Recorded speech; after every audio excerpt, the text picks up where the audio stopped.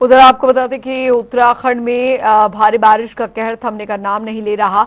वहीं कुमाऊं मंडल के कई जिलों में देर रात से हो रही मूसलाधार बारिश ने हालात बिगाड़ कर रख दिए हैं, जिसको लेकर हल्द्वानी में गौला नदी खतरे के निशान से ऊपर बह रही है और 55,000 क्यूसेक से ज्यादा पानी छोड़े जाने से निचले इलाकों में बाढ़ का खतरा मंडरा रहा है। प्रशासन की टीम लगातार लोगों को सुरक्षित जगहों पर शिफ्ट कर रही है। इसी को लेकर देखिए हमारे संवाददाता संजय प्रसाद की एक खास रिपोर्ट।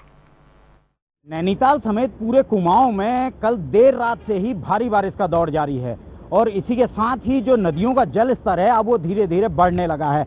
तस्वीरें हम आपको दिखाना चाहेंगे। ये तस्वीरें हैं हल्द्वानी के गौला की, जहां लगातार नदी का जो जल स्तर है वो बढ़ता जा रहा है। अभी जो जानकारी आई है कि काठगोदाम गौला बैराज से लगभग 55,000 क्यूसेक पानी गौला नदी में छोड़ा गया है, जो खतरे के निशान से कहीं ज़्यादा बताया जा रहा है। उसके साथ ही जो नदी के आसपास रहने वाले जो लोग हैं उनको विस्थापित किया जा रहा है। लगातार प्रशासन उनको अलर्ट जारी कर रहा है और जो नदी के किनारे बसे हुए लोग हैं उन्हें कहीं ना कहीं सुरक्षित स्थानों पर पहुंचाया जा रहा है। और उसके साथ ही साथ जो गौला के रोड हैं, गौला से लगती हुई जो सड़कें हैं, आप देख सकते हैं तस्वीरों में, ये जो सड़क है ये हल्द्वानी को गौलापार और किच्चा अन्य जगहों से जोड़ती है। तो इसमें भी लगातार जो भू कटान है वो जारी है और अभी फ़िलहाल कुछ देर पहले से बरसात रुकी हुई है, लेकिन लगातार जो बरसात है, कल देर रात से भारी बारिश जो यहाँ आ रही है उसके चलते तमाम जो नदी नाले हैं वो उफान पर हैं। जिला प्रशासन लगातार अलर्ट जारी कर रहा है और लोगों को नदी नालों से दूर रहने की यहाँ पर हिदायत दी जा रही है। और साथ ही साथ हल्द्वानी का जो गौला पुल है, जिसपे गौला पुल की सुरक्षा के लिए जो यहाँ रिटेनिंग वॉल बनाई गई थी वो फिलहाल यहाँ कामयाब नज़र आ रही है। और इस रिटेनिंग वॉल की वजह से पिछली बार जो भूस्खलन हुआ था गौला के अप्रोच से, वो इस बार अभी तक देखने को नहीं मिला है और ये रिटेनिंग वॉल का यहाँ ज़रूर यहाँ मदद मिलती दिख रही है। तो अब अगले जो 24 घंटे हैं वो भी मौसम के लिहाज से काफ़ी भारी यहाँ बताए जा रहे हैं। मौसम विभाग ने अगले 24 घंटों के लिए भी अलर्ट जारी किया है। तो धीरे धीरे जैसे जैसे बरसात बढ़ती है वैसे वैसे गौला में भी जल स्तर बढ़ने की संभावना है। और इसके साथ ही जो लगते क्षेत्र हैं, लालकुआं, बिंदु खत्ता या हल्दुचौड़, ये जो क्षेत्र हैं इनमें भी कहीं ना कहीं बारिश का कहर बरसने की संभावना बनी हुई है। जनता टीवी के लिए संजय प्रसाद, हल्द्वानी से।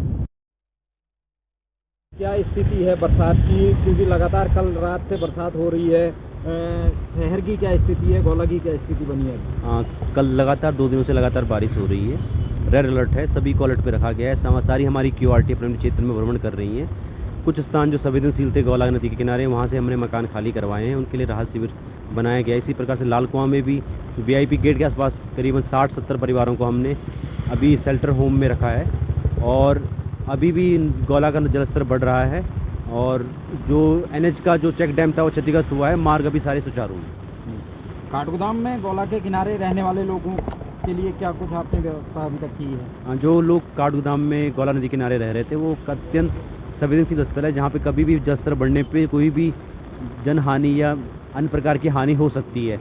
वैसे सभी परिवारों को चिन्हित करते हुए, मुनादी कराते हुए खाली करवाया गया है। जिनके रहने की व्यवस्था है वो अपने रहने के स्थानों पे जा रहे हैं। जिनकी रहने की व्यवस्था नहीं है उनके लिए आपका काठगोदाम इंटर कॉलेज में और अम्बेडकर भवन में रहने की व्यवस्था की जा रही है।